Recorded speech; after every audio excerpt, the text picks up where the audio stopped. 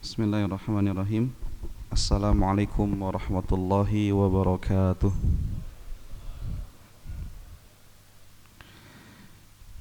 Innal hamdalillah nahmaduhu wa nasta'inuhu wa nastaghfiruh wa na'udzu billahi min syururi anfusina wa sayyiati a'malina.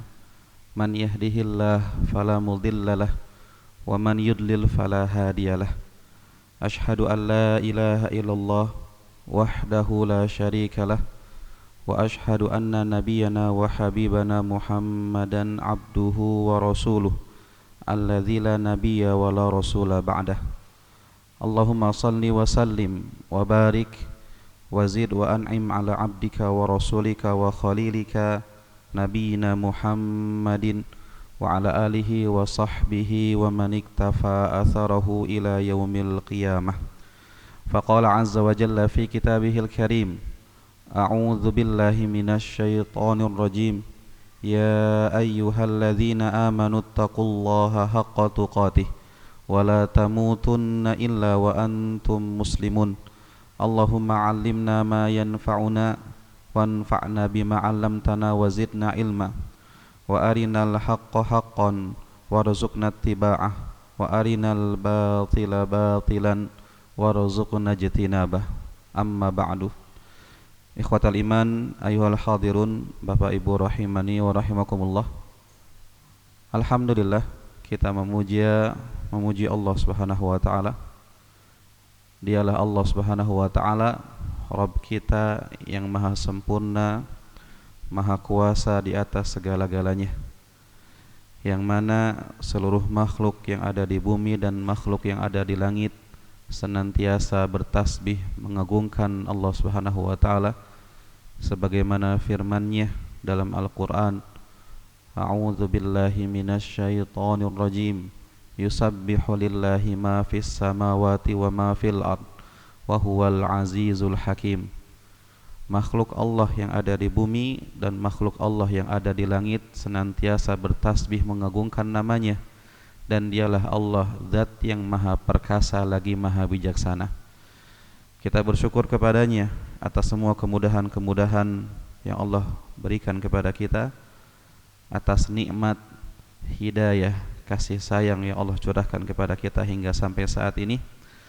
Salawat teriring salam kita haturkan kepada panutan kita, junjungan kita, Nabiullah Nabi Muhammad sallallahu alaihi wasallam, yang mudah-mudahan kita berdoa kepada Allah, mudah-mudahan Allah istiqomahkan kita, mudahkan kita dalam mengikuti semua sunnah-sunnah atau petunjuk-petunjuk beliau sallallahu alaihi wasallam.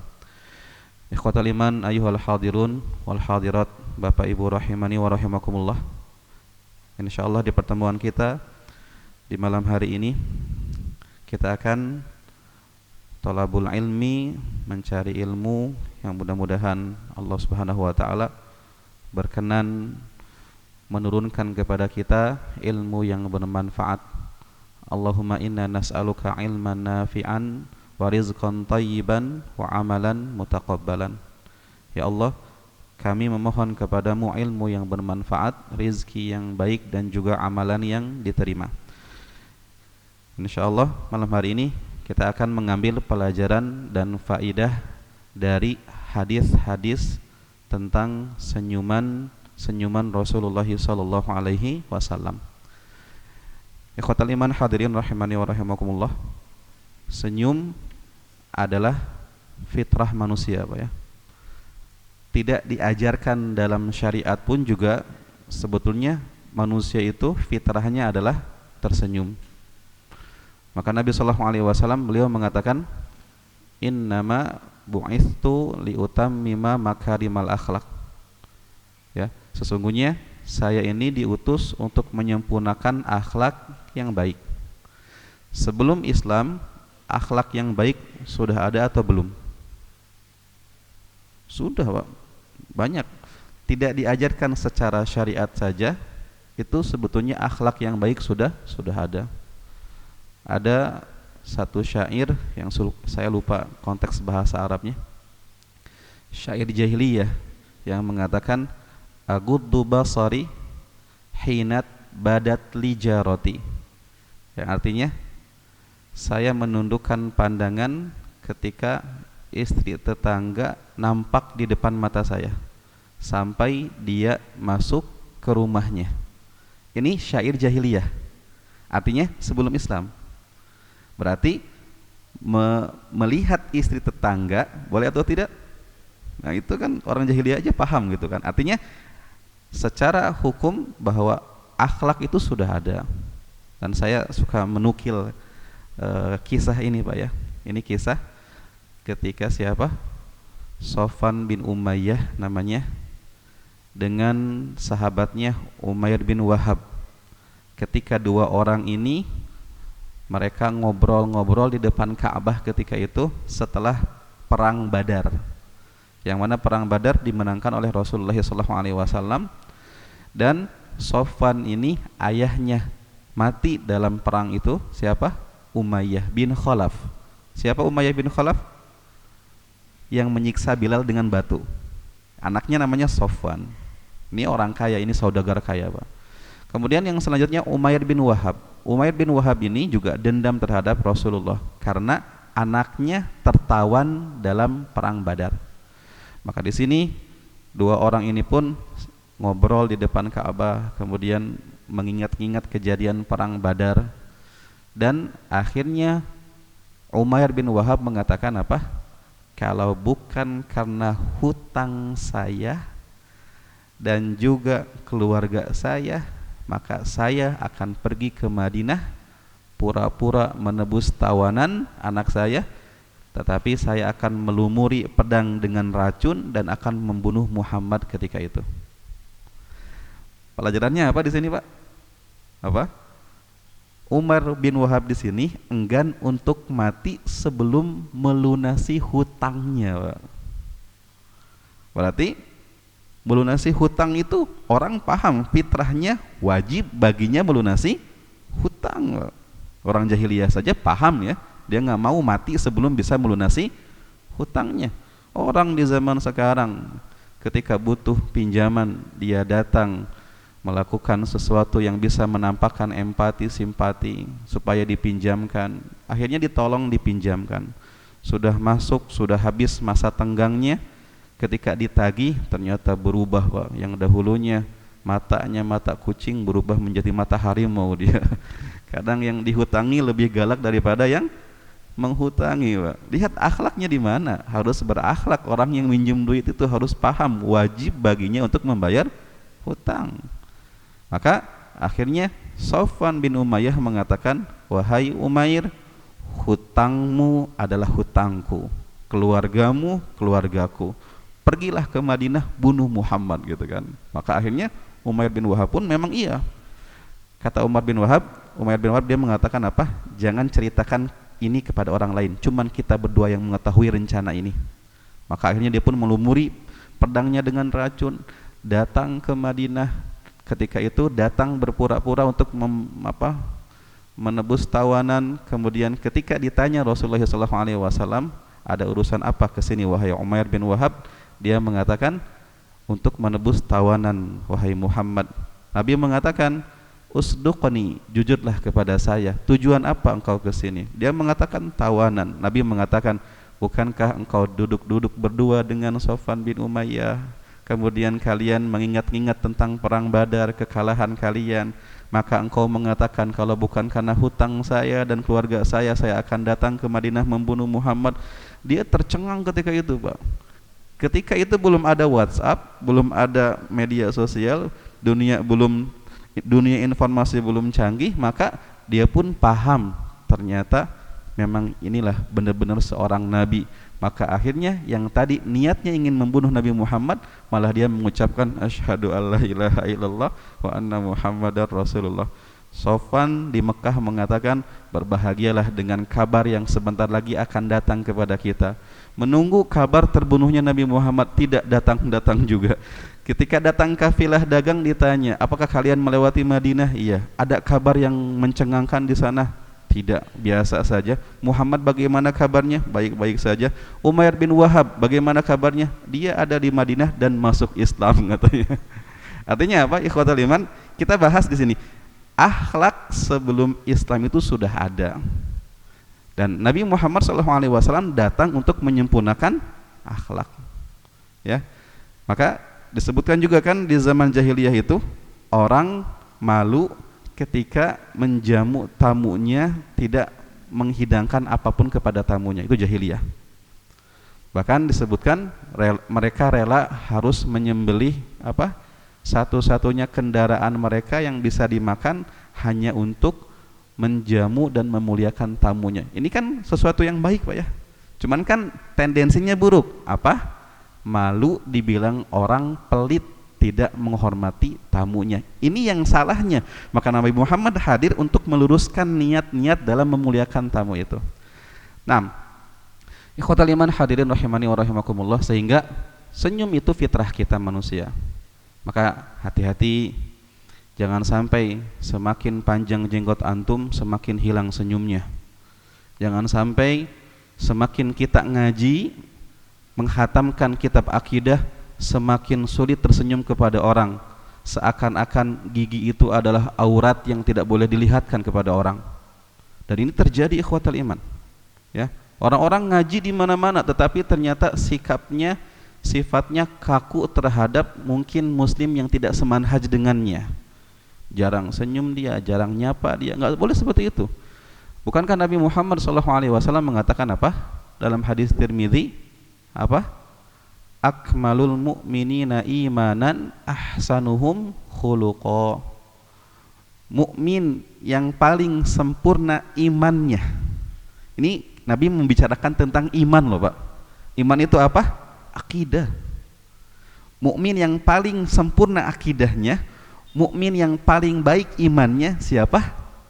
Yang paling baik akhlaknya. Nabi menggabungkan dua hal antara iman, akidah dengan akhlak. Semakin baik iman seseorang, semakin sempurna akidahnya, maka harusnya semakin baik akhlaknya. Itu yang harusnya terjadi. Maka boleh jadi ketika ada orang akhlaknya buruk, itu adalah imbas dari akidahnya yang belum baik. Tapi Ustaz, nah ini kasusnya. Saya ngelihat ada orang jenggotan, ngaji di mana-mana, masjid sana sini. Katanya sih konon sudah menghatamkan kitab akidah katanya. Qaul Mufid dia sudah khatamkan, Usul Salasah dia sudah khatamkan, Akidah Thahawiyah dia sudah khatamkan. Tapi kok orangnya eksklusif. Di tetangga dia menjauh dari tetangga, tidak mau berbaur, senyum pun jarang, mengucapkan salam pun juga jarang. Dia hidupnya eksklusif seperti itu. Apakah benar seperti itu, ikhwatal iman? Maka hati-hati, kita orang-orang yang mengaji harusnya paham Nabi menggabungkan antara akidah dengan akhlak. Semakin baik akidahnya, harusnya menunjukkan akhlak yang baik juga. Dan Nabi Muhammad SAW dibenci dalam dakwahnya karena apa yang disampaikan, bukan karena akhlaknya. Secara akhlak tidak ada yang tidak mengakui kemuliaan akhlak Nabi Muhammad SAW. Bahkan sering saya sampaikan ini dalam pelajaran sirah Nabawi, Nabi Muhammad dibenci dan ingin dibunuh, tetapi ketika mereka ingin menitipkan barang berharga, nitipinnya kepada siapa? Nabi Muhammad SAW. Maka di sini kita akan melihat sedikit hadis-hadis tentang senyuman dan tertawanya Nabi Muhammad sallallahu alaihi wasallam. Hadis yang pertama adalah kisah tentang wafatnya Nabi kita Nabi Muhammad sallallahu alaihi wasallam. Senyum adalah sarana untuk menunjukkan rasa senang dan bahagia. Nabi Muhammad sallallahu alaihi wasallam mulai sakit di akhir bulan Safar, tanggal 28-29 Safar. Sehingga ada yang mengatakan sakitnya Nabi itu 13 hari, karena wafat di tanggal 12 Rabiul Awal. Dan masa sakitnya Nabi ini bertahap, ikhwatal iman. Mulai dari sakit kepala, kemudian Nabi demam. Dan Ibnu Mas'ud radhiyallahu taala anhu pernah menjenguk Nabi Muhammad SAW dan ternyata ketika dipegang panasnya luar biasa. Maka Nabi mengatakan, sesungguhnya saya ini sakit dan demam 2 kali lipat dari panas dan demamnya kalian. Bagaimana coba bisa Nabi menahan? Orang saja ketika sakitnya 40 derajat sudah ngigo-ngigo kadang, Pak. Ini kalau seandainya Nabi secara tekstual mengatakan 2 kali lipat dari panasnya kalian, gimana bisa bertahan dari panas sakit tersebut? Makanya Ibnu Mas'ud sampai kaget ketika memegang Nabi Muhammad SAW. Bahkan ketika Nabi Muhammad, kepala beliau dibalut dengan sorban, ternyata panasnya itu sudah terasa dari ujung sorban yang dibalut itu, Pak. Ikhwatal iman. Artinya Nabi diberikan ujian 2 kali lebih berat daripada kita, karena memang pahalanya 2 kali lipat daripada manusia biasa. Maka singkat ceritanya, di tengah-tengah sakit ini Nabi masih bisa mengimami sholat. Dan akhirnya berlalulah waktu sampai menjelang 5 hari sebelum Nabi SAW wafat, ya, di hari Rabu. Maka di sana Nabi masih bisa sholat berjamaah dengan para sahabat. Setelah sholat duhur selesai, maka Nabi di sana memberikan beberapa nasihat. Salah satunya apa? Laknat Allah terhadap orang-orang Yahudi dan Nasara yang menjadikan kuburan nabinya sebagai wasanan yu'bad, sesuatu yang disembah, dijadikan masjid. Kemudian ketika itu Nabi pun bertanya kepada para sahabat, siapa yang pernah saya zalimi dahulu, ada hutang piutang, maka sampaikan kepada saya sekarang. Ini punggung saya, jika ingin dikisos, ada yang pernah saya sakiti, dan jika ada yang punya hutang piutang, maka sampaikan kepada saya. Maka di tengah-tengah nasihat tersebut, Nabi SAW mengatakan apa?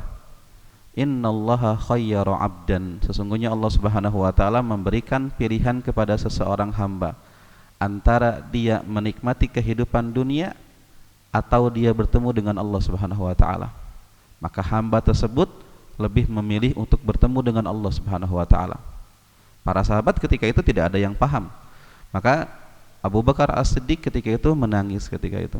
Maka Abu Bakar mengatakan, "Ya Rasulullah, bi abi wa ummi anta ya Rasulullah." Demi, artinya ibuku dan bapakku sebagai tebusanmu ya Rasulullah. Kami lebih rela kehilangan ibu dan bapak kami dibandingkan kehilangan Anda. Para sahabat tidak paham. Lah kok Abu Bakar ngomong seperti itu? Ternyata Abu Bakar yang paham bahwa hamba yang Nabi sampaikan dalam ceritanya adalah diri Nabi Muhammad sendiri SAW. Nabi diberikan pilihan antara umur panjang atau bertemu dengan Allah Subhanahu wa taala. Maka ketika itu Nabi mengatakan, la tabki ya Abu Bakrin, jangan menangis wahai Abu Bakar. Sesungguhnya tidak ada orang yang pertemanan dan hartanya lebih bermanfaat untuk saya dan Islam kecuali harta dan pertemanannya Abu Bakar As-Siddiq. Jika seandainya seluruh masjid itu tertutup pintunya, maka pintu-pintu tersebut hanya akan dibukakan untuk Abu Bakar As-Siddiq, menunjukkan kemuliaan beliau, ya. Jika seandainya saya diperbolehkan oleh Allah untuk menjadikan seseorang sebagai khalil saya, seseorang yang paling saya cintai, maka saya akan jadikan Abu Bakar sebagai khalil saya. Tetapi tidak boleh. Khalil itu hanya diberikan untuk Allah Subhanahu wa taala saja. Kecintaan seorang hamba yang paling tinggi harus diberikan hanya kepada Allah Subhanahu wa taala. Maka ternyata sampailah ketika di hari Senin di waktu subuh. Di sini Nabi SAW sakitnya luar biasa. Tetapi di waktu subuh itu, ketika para sahabat ingin melaksanakan salat subuh secara berjamaah, maka Rasulullah SAW membuka tabir jendela rumah beliau, rumah Aisyah radhiyallahu taala anha, maka menunjukkan senyum yang luar biasa kepada para sahabat. Senyum yang menunjukkan kebahagiaan umatnya, sahabatnya melaksanakan salat subuh secara berjamaah di masjid. Apakah kita termasuk dari orang-orang yang kalau Rasulullah hadir saat ini senang dan tersenyum kepada kita karena kita menjaga salat subuh berjamaah kita di masjid, atau kita termasuk orang-orang yang membuat Nabi SAW sedih karena kita meninggalkan kewajiban kita dan kita meninggalkan salat subuh secara berjamaah di masjid ikhwatal iman? Maka di tengah-tengah itu Abu Bakar As-Siddiq melihat senyuman di wajah Nabi, dan para sahabat pun juga terfitnah. Artinya apa? Para sahabat mengira Nabi sudah sembuh, wajahnya sehatan gitu.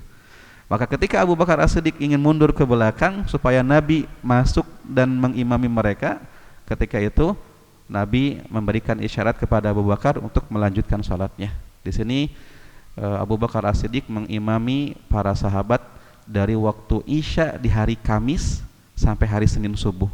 Para ulama mengatakan 17 kali sholat, dan Rasulullah SAW yang memerintahkan Abu Bakar untuk mengimami mereka, menunjukkan keriduan Nabi terhadap Abu Bakar As-Siddiq untuk menjadi seorang pemimpin sholat.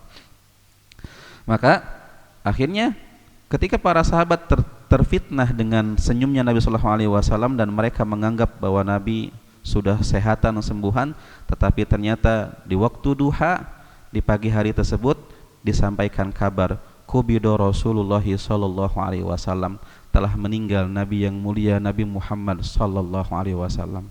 Para sahabat ketika itu kaget dan syok. Artinya tadi subuh tersenyum kepada kita, dan itu senyuman terakhir beliau kepada para sahabat.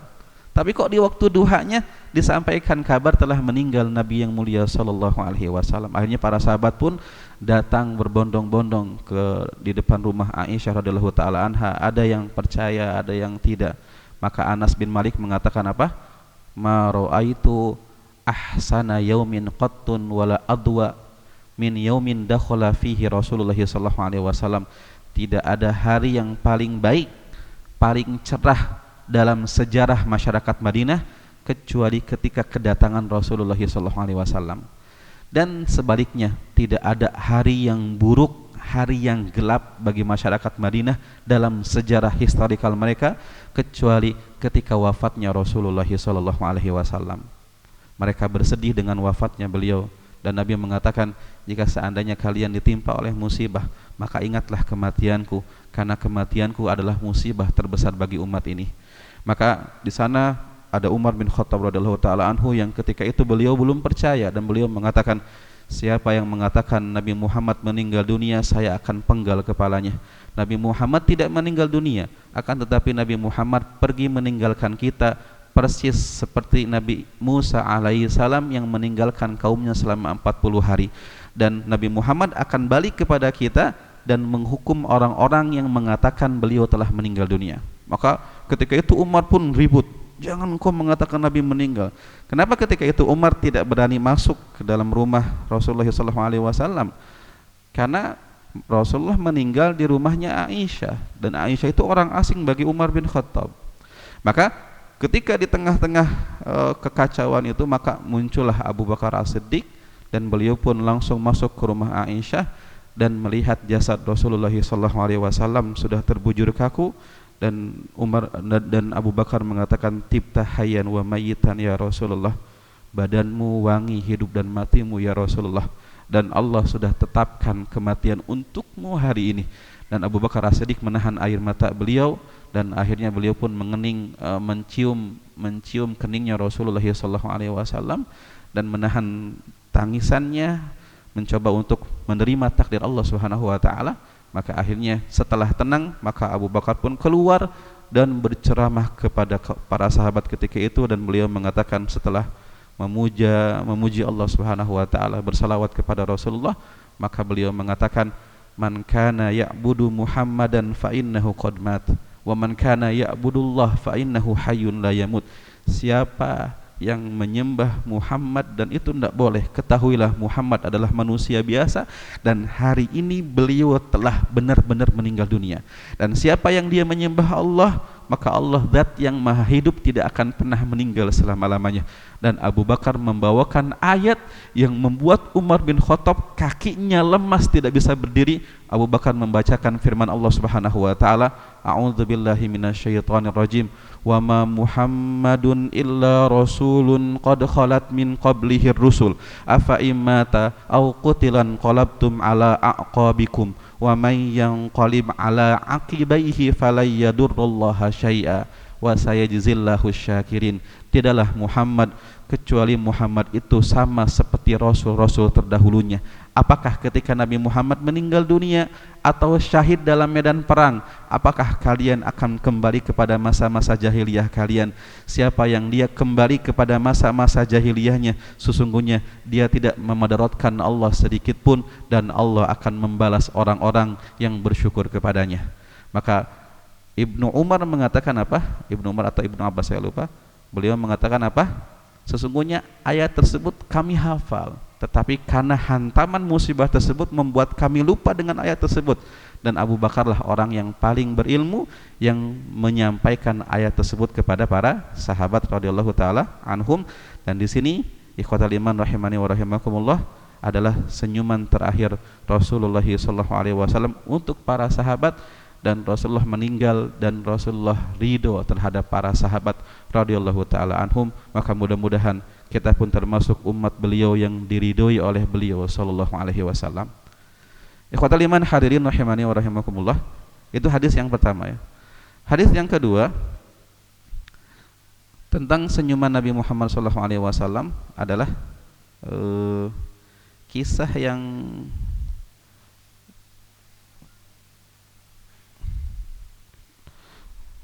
yang sebetulnya ini berhubungan dengan rumah tangga Pak ya. Diceritakan dari Ibunda Aisyah radhiyallahu taala anha, ada kisah di para sahabat, dan sahabat tersebut bernama Anna Rifa'ah al-Quradi ya. Seorang sahabat yang bernama Rifa'ah al-Quradi. Rifa'ah al-Quradi ini talaqa imra'atahu, dia mentalak istrinya. Jadi sahabat ini Rifa'ah al-Quradi mentalak istrinya. Fabatta talaqoha, dan ternyata talaknya ini sudah talak bain Pak. Dalam istilah fikih ada talak bain, ada talak roji'i. Talak bain itu adalah talak 3 yang tidak bisa dirujuk kembali. Adapun talak roji'i adalah talak yang masih bisa dirujuk. Dan di sini Rifa'ah al-Qurada ini telah mentalak istrinya dengan talak bain, talak 3. Dan tentu talak bain ini prosesnya secara sunnah adalah talak yang dilakukan dengan tenggang waktu ya. Bukan ditalak di satu kesempatan dengan 3 kali talak. Jadi ada seorang suami mentalak istrinya, maka ternyata di tengah-tengah masa iddahnya dia pun rujuk dengan istrinya, berarti masih bisa rujuk, talaknya masih dihitung 1 talak. Ternyata terjadi lagi masalah, ditalak lagi yang kedua di tengah waktu yang selanjutnya, maka setelah itu pun dirujuk kembali, maka masih diperbolehkan. Dan ternyata akhirnya rumah tangganya misalnya tidak bisa dipertahankan, akhirnya dia pun mentalak dengan talak 3, dan setelah itu tidak bisa rujuk lagi. Ini disebut dengan talak bain. Dan ini talak yang bain yang benar seperti ini. Adapun talak yang diucapkan 1 kali dalam 1 kesempatan, engkau saya talak, engkau saya talak, engkau saya talak, talak 3 saya berikan kepada engkau, maka bagaimana hukumnya Pak? Dihitung berapa? 1 atau 3? Ada 2 pendapat para ulama di sini, Pak. Di zaman Nabi Muhammad SAW dan di zaman Abu Bakar As-Siddiq, talak yang dilakukan seperti ini dihitung 1. Tetapi pada masa pemerintahan Umar bin Khattab radhiyallahu taala anhu ini dihitung 3 ini sama beliau. Karena beliau ketika itu beristihad dan beliau melihat bahwa mereka mempermainkan kalimat talak, sehingga kalau ada orang yang mengucapkan talak 3 kali dalam 1 kesempatan, maka dihitung 3 oleh negara, Pak. Maka tentu para ulama mengatakan tentu pendapat yang paling tepat adalah talak tersebut dihitung talak 1. Cuman Umar bin Khattab mengambil hukum tersebut karena ada alasannya. Dan makanya kita pun kembali sekarang kepada apa yang diputuskan oleh pemerintah, Pak. Maka sebetulnya talak 3 kali dalam 1 kesempatan itu terhitung talak 1. Dan di sini Rifa'ah al-Quradi ini sudah mentalak istrinya dengan talak 3. Boleh gak dia untuk rujuk lagi dengan Rifa'ah al-Quradi, boleh atau tidak? Tidak boleh. Boleh dengan syarat si wanita ini menikah dengan laki-laki yang lain yang dilakukan karena dasar cinta, karena dasar pernikahan, tujuan pernikahan, maka ternyata seandainya mereka cerai kembali, maka bisa untuk nikah kembali dengan suami yang pertama. Itu boleh, Bang. Cuman kan yang seperti ini kan berat, susah ya. Makanya ada nikah yang diharamkan selain dari nikah apa? Mut'ah ya, nikah yang dia dalam akadnya ada tenggang waktu, ini nikah yang haram, tidak boleh. Kemudian juga nikah muhallil namanya. Apa itu muhallil? Nikah yang tujuannya untuk menghalalkan untuk suami yang pertama. Tidak boleh ini, Pak. Jadi ada misalnya orang melihat temannya, ternyata setelah ditalak 3 ternyata mereka masih saling sayang misalnya, dan ternyata mereka pun berdua hidupnya ternyata tidak bahagia, maka muncullah pahlawan, dia mengatakan, saya bisa bantu engkau untuk nikah dengan suamimu lagi yang pertama, maka nikah dengan saya dulu. Kemudian dia pun nikah, setelah nikah diceraikan dengan tujuan supaya bisa rujuk dengan suami yang pertama. Ini namanya nikah muhallil, tidak boleh seperti itu, haram. Ada yang mengatakan nikahnya nggak sah itu. Nah, maka akhirnya ini kenapa saya sampaikan seperti ini, karena kisahnya berlanjut gini, Pak. Jadi Rifa'ah Al-Quradi ini mentalak istrinya dengan talak bain, talak 3. Maka si istrinya ini pun setelah habis masa iddahnya ya, karena masa iddah itu ada untuk mensucikan perut janin. Takutnya ketika dicerai ada anak yang nanti nasabnya akan kembali kepada suami yang lama gitu. Makanya muncul hikmah dari iddah yang disebut dengan salah satu quru, 3 quru dalam agama kita. Maka setelah selesai iddahnya, akhirnya dia nikah kembali dengan seseorang yang bernama Abdurrahman bin Zubair. Paham sampai sini kisahnya? Maka setelah menikah, maka istrinya ini pun Ja'at an-Nabiyya sallallahu alaihi wasallam, dia mendatangi Nabi Muhammad sallallahu alaihi wasallam untuk meminta fatwa dan hukum. Faqalat, maka dia pun mengatakan, ya Rasulullah, wahai Rasulullah, innaha kanat inda Rifa'ah fatallaqaha akhira 3 tatliqat. Kemudian disampaikan bahwa wanita ini adalah mantan istri Rifa'ah Al-Quradi, tetapi ditalak 3, kemudian menikah dengan Abdurrahman bin Zubair. Dan wanita ini mengatakan apa? Ya Rasulullah, wa innahu wallahi ma ma'ahu ya Rasulullah illa mithlu hadhil hudbati li hudbatin akhadatha min jilbabiha. Apa artinya? Dan istri dan perempuan ini curhat kepada Nabi sallallahu alaihi wasallam dan mengatakan, ya Rasulullah, sesungguhnya kepunyaan suami saya itu seperti ini ya Rasulullah. Jadi dia kan jilbab ya, pakai jilbab, kemudian mengambil ujung jilbabnya, kemudian mencontohkan kepada Nabi Muhammad sallallahu alaihi wasallam, punya suami saya seperti ini ya Rasulullah. Paham, Pak? Paham enggak? Ini nggak hidup dia ini. Ini termasuk curhatan yang vulgar ini, Pak. Maka akhirnya karena di samping Nabi itu ada Abu Bakar As-Siddiq radhiyallahu taala anhu dan sahabat yang di luar mendengar, akhirnya Abu Bakar sedikit dimarahin sama teman yang di luar dan disampaikan, ya Abu Bakrin, ala tazjuru hadhihi amma tajharu bihi inda Rasulillah sallallahu alaihi wasallam. Kenapa engkau biarkan perempuan itu curhatnya kok seperti itu gitu kan? Tidak kau suruh di luar gitu, apa istilahnya, apa usir atau keluar. Maka Nabi sallallahu alaihi wasallam pun tersenyum mendengarkan curhatan perempuan ini, tetapi ini adalah hukum, Pak. Nabi sallallahu alaihi wasallam sering memuji wanita-wanita Ansar. Mereka tidak malu untuk bertanya hukum padahal hal-hal yang sensitif. Maka Nabi sallallahu alaihi wasallam di sini mencurigai dan Nabi mengatakan apa? La'allaki turidina an tarji'i ila Rifa'ah. Jangan-jangan engkau menyampaikan itu kepada saya karena engkau ingin talak dengan suamimu yang sekarang, ingin cerai dengan suamimu yang sekarang supaya engkau bisa kembali kepada suamimu yang pertama. Tidak bisa, kata Nabi sallallahu alaihi wasallam.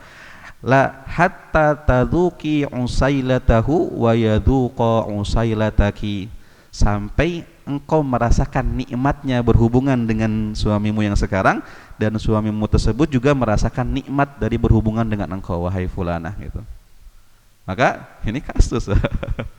Nabi pun sampai Nabi tersenyum mendengarkan curhatan seperti ini gitu kan di depan Nabi sallallahu alaihi wasallam. Tapi Nabi mendeteksi jangan-jangan kesini arahnya supaya bisa cerai, supaya bisa berujuk dengan suami yang pertama. Maka Nabi sallallahu alaihi wasallam memberikan jawaban, tidak bisa, enggak boleh engkau rujuk dengan suamimu yang pertama sampai kalian membarengi ataupun juga menyeberangi bahtera rumah tangga dengan dasar memang cinta seperti antara seorang istri, layaknya seorang istri dan layaknya seorang suami. Baru misalnya jika ada masalah ternyata cerai karena memang masalah yang syar'i, maka baru diperbolehkan untuk bisa rujuk dengan suami yang pertama. Ikhwatal iman rahimani wa rahimakumullah. Tetapi ternyata kisahnya berlanjut, Pak. Berlanjutnya apa?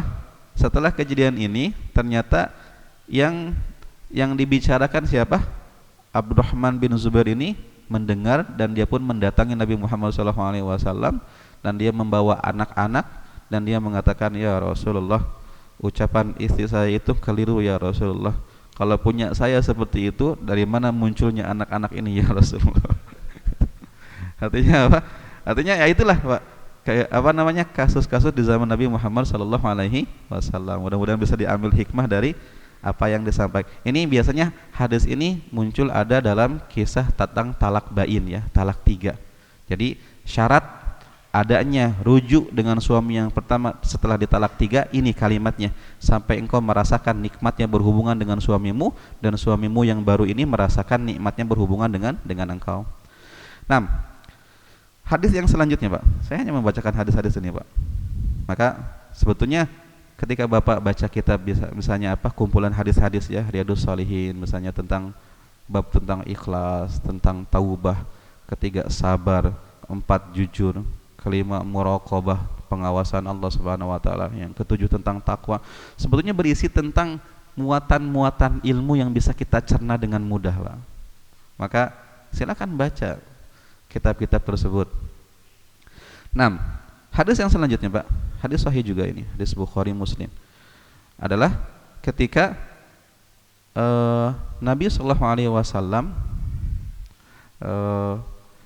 istadzana Umar ibn Khattab radhiyallahu taala anhu ala Rasulillah sallallahu alaihi wasallam. Nabi Muhammad sallallahu alaihi wasallam, karena beliau adalah pemberi fatwa ya untuk urusan-urusan agama, maka Nabi Muhammad SAW sering ditanya oleh para sahabatnya, baik para sahabat laki-laki ataupun juga para sahabat perempuan. Di sini Nabi Muhammad SAW sedang ditanya dan berkumpul dengan sahabat-sahabat perempuan, yas'alnahu wa yastakthirnahu aliyatan aswatuhunna ala sautihi. Karena nyamannya perempuan-perempuan sahabat ini dengan Nabi Muhammad SAW, mereka pun akhirnya melupakan adab-adabnya. Mereka pun bertanya, asik, nyaman, sampai suaranya meninggi di atas suaranya Nabi Muhammad SAW. Gitu kan ya, namanya ibu-ibu ya, kalau udah kumpul gitu, kemudian asik dengan salah satu ustadz, kadang pertanyaannya seru itu. Wow, suaranya itu luar biasa, Pak. Maka di tengah-tengah suasana ini, istadzana Umaru ibn Khattab radhiyallahu taala anhu. Maka tiba-tiba Umar bin Khattab meminta izin, mengucapkan salam. Assalamualaikum ya Rasulullah, idzanni bid-dukhul. Wahai Rasulullah, keselamatan bagi Anda, izinkan saya untuk masuk ke dalam. Maka ternyata apa yang terjadi, Pak? Tabadarnal hijaba. Maka perempuan-perempuan yang bersama dengan Nabi ini akhirnya langsung ngumpet bersembunyi dan menutupi diri dari Umar bin Khattab radhiyallahu taala anhu. Kemudian Nabi pun mengizinkan Umar, "Udkhul ya Umar, masuk wahai Umar." Fatabassama, maka Nabi sallallahu alaihi wasallam pun tersenyum, yadhak, tertawa. Tertawa Nabi itu tidak bersuara, hanya menunjukkan gigi geraham atau gigi seri beliau. Maka Umar bin Khattab bertanya, ya Rasulullah, ya, bi abi anta wa ummi ya Rasulullah, apa yang membuat anda tersenyum ya Rasulullah, gitu kan. Maka Nabi mengatakan apa? Ajibtu min haula'i allati kunna indi. Saya merasa heran dengan para sahabat-sahabat perempuan, wanita-wanita yang tadi bersama dengan saya. Ketika mereka mendengarkan lamma sami'na sautaka, ketika mendengarkan suara engkau wahai Umar, tabadarnal hijab, mereka langsung bersegera menutupi diri mereka, bersembunyi dari engkau. Maka Umar bin Khattab mengatakan, anta ahaqqu an yahabna ya Rasulullah, anda adalah orang yang paling berhak mendapatkan respect dari mereka ya Rasulullah, bukan saya, gitu kan. Maka akhirnya Umar pun mendekati ibu-ibu yang ngumpul tersebut, Pak. Didekati sama Umar. Maka Umar mengatakan apa? Ya aduwati anfusihinna, wahai orang-orang yang jiwanya menjadi musuhnya satu sama lain. Bahasanya luar biasa ya. Wahai seseorang yang syahwatnya menjadi musuhnya satu sama lain. Sesungguhnya kenapa kalian respect dan kalian menganggap saya berwibawa dibandingkan dengan Rasulullah SAW? Seharusnya kalian lebih hormat dan respect kepada Nabi Muhammad SAW, gitu kan. Lebih takut kepada Nabi, gitu kan. Maka akhirnya ibu-ibu ini tersebut mengatakan apa? Faqulna innaka afaddu wa agladu min Rasulillahi SAW. Wahai Umar, engkau itu orangnya galak, wahai Umar. Maka kami takut kepada engkau. Maka Nabi SAW tambah tersenyum dan mengatakan, ih ya Ibnul Khattab, benar wahai Umar, engkau tuh orangnya seperti itu. Walladzi nafsi biyadihi, demi zat yang jiwaku ada dalam genggamannya, malaqiyaka syaitanu salikan fajjan illa salaka fajjan ghairu fajjika, demi zat yang jiwa Muhammad dalam genggamannya, tidaklah setan berpapasan dengan engkau di satu jalan, kecuali setan tersebut akan memilih jalan yang lain supaya tidak berpapasan dengan engkau wahai Umar bin Khattab. Ini menunjukkan apa? Hadis tentang kemuliaan Umar bin Khattab radhiyallahu taala anhu. Istilahnya setan saja takut berpapasan dengan Umar karena tegas dan galaknya Umar. Padahal Umar bin Khattab tidak bisa melihat setan, papasan pun nggak masalah kan, Umar kan nggak lihat, nggak, hei ente lewat depan saya gitu kan, nggak seperti itu. Tapi saking Umar terkenal di kalangan para setan, maka setan pun tidak mau mendekati Umar bin Khattab radhiyallahu taala anhu. Maka ini kemuliaan beliau ya, Pak. Dari beliau kita belajar banyak. Apa yang kita bisa ambil pelajaran daripada Umar bin Khattab? Yang pertama apa? Hidayah di tangan Allah Subhanahu wa taala, Pak. Allah Subhanahu wa taala sering mengatakan apa? Fayudillullahu may yasha'u wa yahdi may yasha'. Allah menyesatkan orang-orang yang Allah kehendaki dan Allah memberikan hidayah kepada orang-orang yang Allah kehendaki. Tentu Umar bin Khattab ini sebelum Islam kan terkenal dengan perlawanannya. Bahkan Umar termasuk dari orang yang menyiksa budak-budak wanita. Dan ketika disiksa budak-budak wanita itu, mereka menangis, mereka kesakitan, berteriak. Maka Umar bin Khattab menghentikan pukulannya, tetapi mengatakan, saya menghentikan pukulan ini bukan iba karena teriakan dan rasa sakitmu. Tangan saya pegel. Kalau sudah enggak pegel lagi, saya pukul engkau sampai engkau keluar dari agamanya Muhammad. Sampai seperti itu Pak Umar bin Khattab sebelum Islam. Tetapi kisah tentang Umar sering menangis ketika melihat ke arah kiri karena Umar dahulu pernah mengubur bayi perempuan hidup-hidup, ini kisahnya enggak benar, Bang. Ini kisah yang ini enggak benar ya. Karena Umar punya anak, yang pertama namanya siapa? Hafsah. Dan Hafsah masih hidup, tidak dikubur hidup-hidup oleh Umar bin Khattab radhiyallahu taala anhu. 6. Sudah masuk pas atau belum? Baik, 6. Silakan. Nanti kita lanjutkan Pak setelah apa? Setelah azan kita lanjutkan mungkin beberapa menit, 20 menitan. Baru setelah itu kita selesai dan melaksanakan salat Isya. Silakan ikhwan, azan. 6. Ikhwatal iman ayyuhal hadirun wal hadirat, Bapak Ibu rahimani wa rahimakumullah. Kita lanjutkan dari kisahnya Umar bin Khattab tadi kita bisa mengambil banyak pelajaran ya. Yang pertama tadi bahwa hidayah itu di tangan Allah Subhanahu wa taala. Ada mungkin orang-orang yang kita lihat saat ini mereka luar biasa buruknya, terombang-ambing dalam kemaksiatan dosa.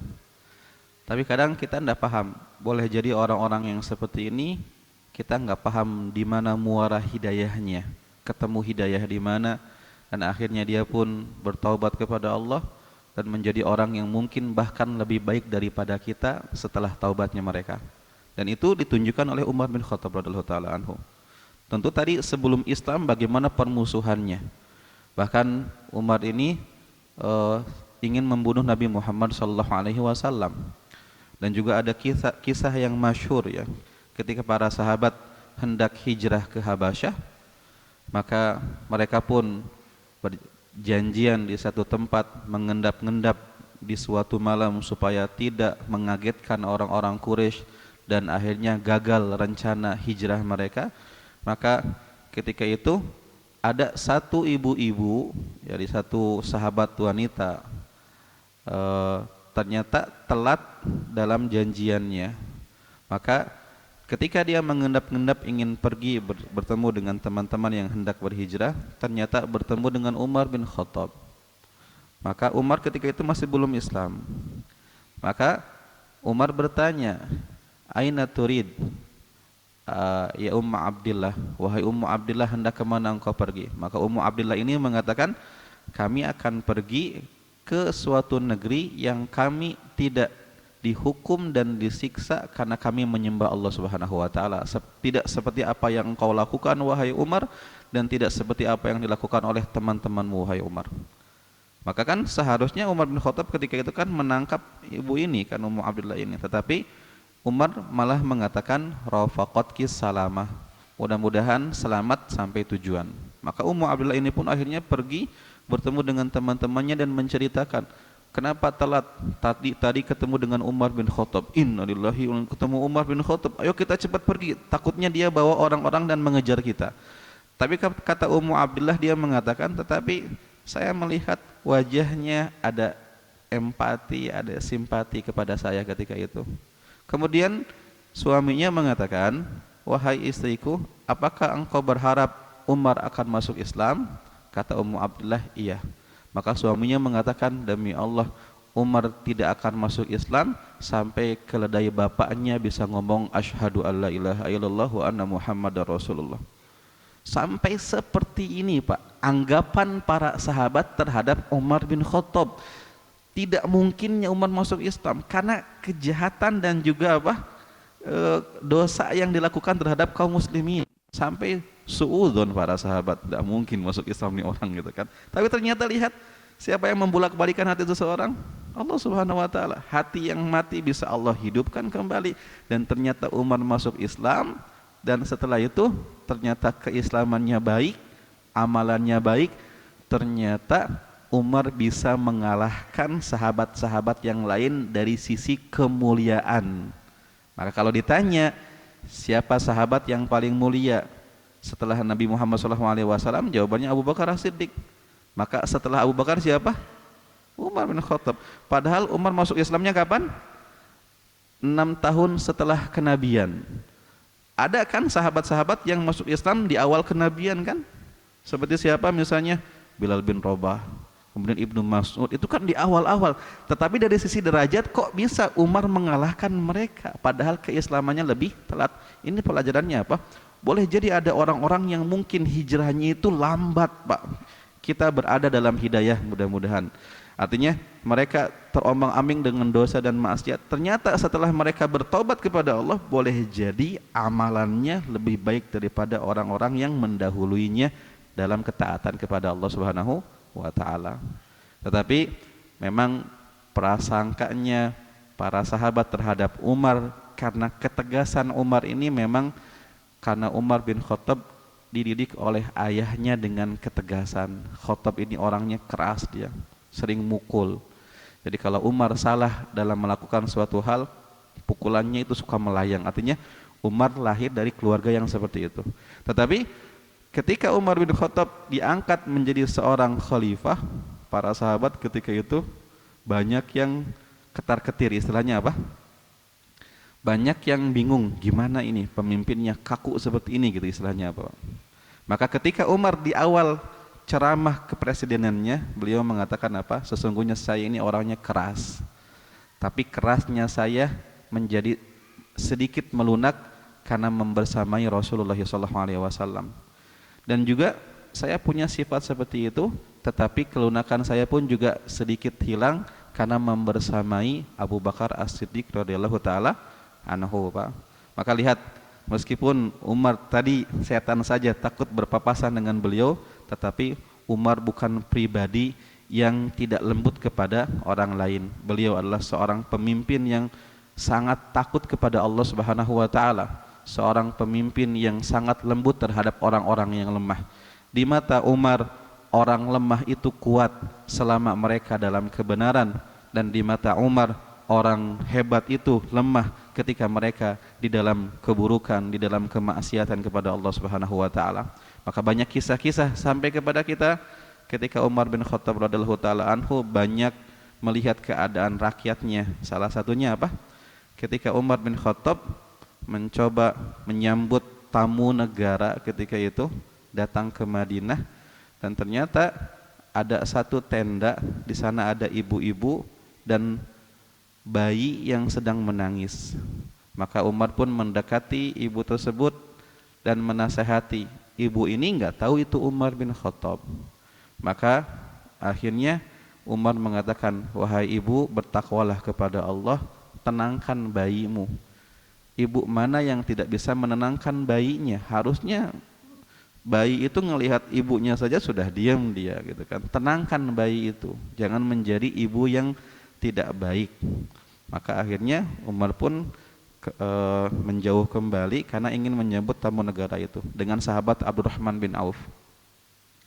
Maka ternyata si bayi ini bukan semakin diam tapi semakin menangis, Pak. Maka Umar pun mendatangi kembali dan menasehati, bertakwalah kepada Allah. Coba cari cara tenangkan bayi tersebut gitu. Ibu tersebut tidak tahu itu Umar ya, Pak ya. Maka akhirnya yang ketiga kalinya, maka Umar pun sedikit marah dan nasihati, bertakwalah kepada Allah dari bayimu itu. Maka ibu tersebut mengatakan, ya Abdullah, wahai hamba Allah, jangan terburu-buru menghukumi saya seorang ibu yang tidak baik. Malam ini saya sedang menyapihi dia, maka dia menangis kan. Wajar kalau ada bayi yang disapih dia menangis gitu. Maka Umar melihat, ini bayi umur berapa kok sudah disapih? Kan disapih kan umurnya 2 tahun. Disebutkan beberapa 6 atau 7 bulan. Lah kok sudah disapih kok seperti itu? Maka ibu ini mengatakan apa? Saya menyapih bayi ini karena Umar bin Khattab hanya memberikan subsidi kepada bayi-bayi yang sudah disapih doang. Saya miskin, saya butuh tunjangan hidup itu, butuh subsidi itu. Dan saya mencoba untuk menyapihnya dan melaporkan besok kepada pemerintah bahwa dia telah disapih dan berhak mendapatkan harta dari negara. Maka Umar bin Khattab ketika itu mengatakan apa? Wahai ibu, udah hentikan sapihanmu itu. Demi Allah, saya jamin besok Umar akan merubah peraturannya. Maka akhirnya ibu ini pun menghentikan sapihannya, ditetein lagi dia. Besok harinya Umar bin Khattab ketika itu mengumpulkan masyarakat dan menyampaikan pesan negara bahwa Umar telah rujuk dari pendapatnya hanya memberikan subsidi kepada bayi-bayi yang disapih. Umar memberikan kepada seluruh bayi-bayi yang berhak mendapatkan subsidi tersebut, baik yang disapih ataupun tidak.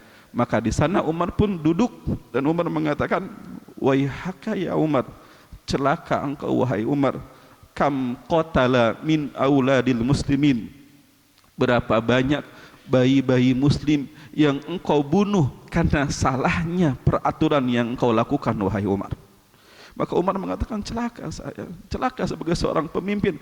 Banyak bayi-bayi yang mereka terpaksa harus disapih karena peraturan yang salah yang dilakukan oleh Umar bin Khattab radhiyallahu taala anhu. Ini hanya sebagian kisah kecil daripada bagaimana lembutnya seorang Umar bin Khattab radhiyallahu taala anhu, ikhwan. Maka itulah salah satu kemuliaan beliau radhiyallahu taala anhu. 6. Sudah berapa hadis, Pak? Coba kita murojaah. Yang pertama tentang apa?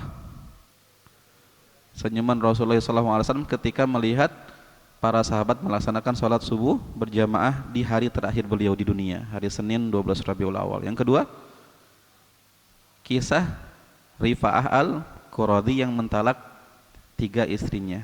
Yang ketiga, oh ini ya Umar ya, baru 3 kita. 6.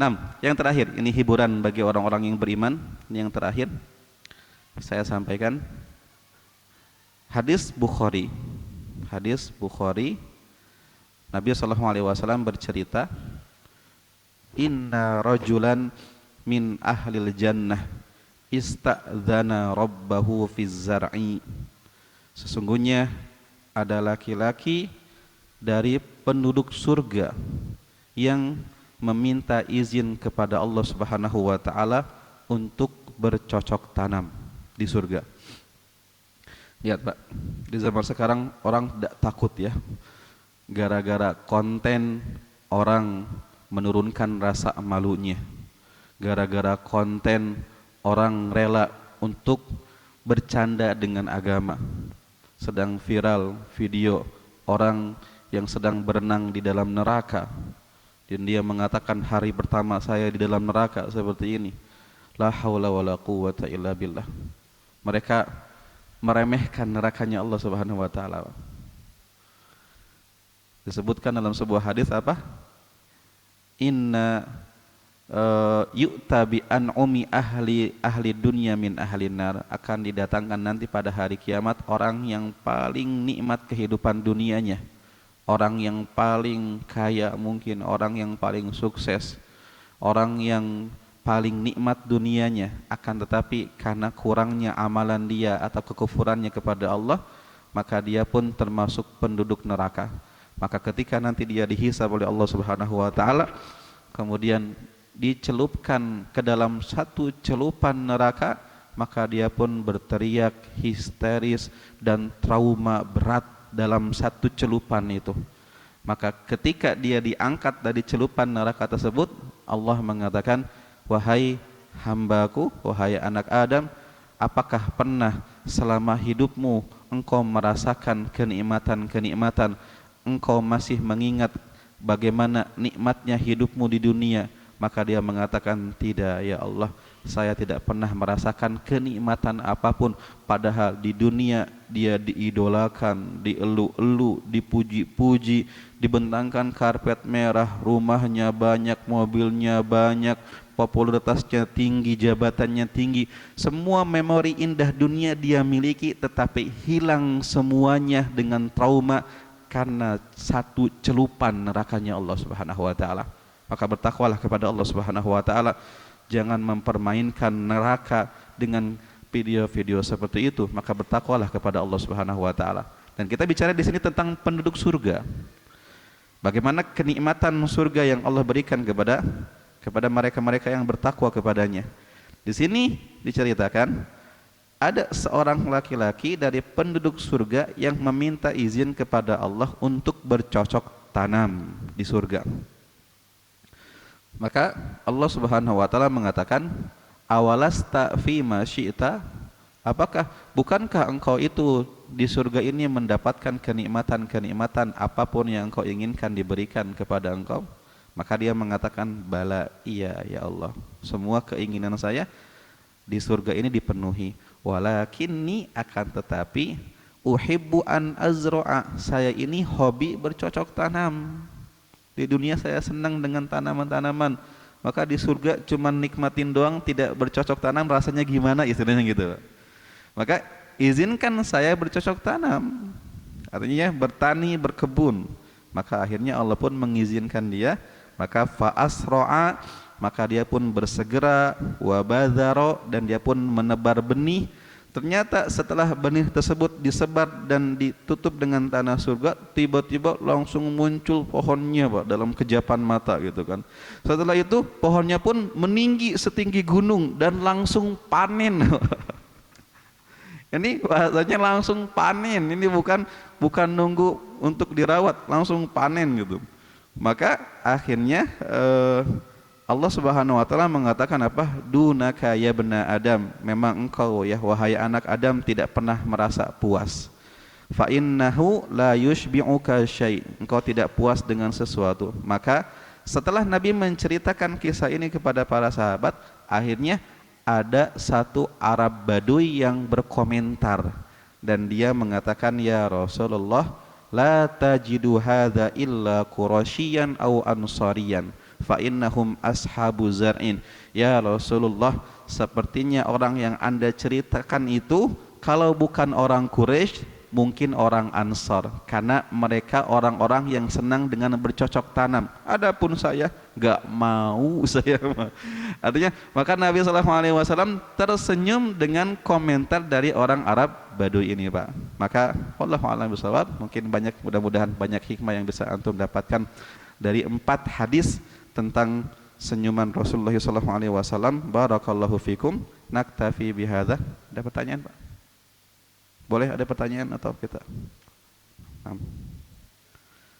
Waalaikumsalam warahmatullahi.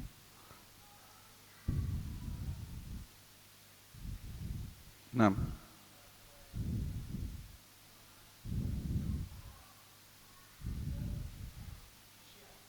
Pernikahan apa? Misyar. Wallahu a'lam sih Pak. Saya sih pernah dengar itu. Saya pernah dengar, cuman saya belum berani berkomentar karena tidak tahu ilmunya. Uh-uh.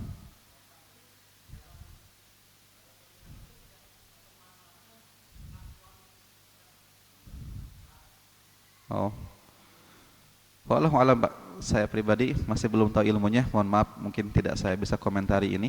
Tapi sebetulnya dalam rumah tangga itu, ketika ada seorang suami dan istri menjatuhkan haknya, maka syariat mengatakan itu boleh.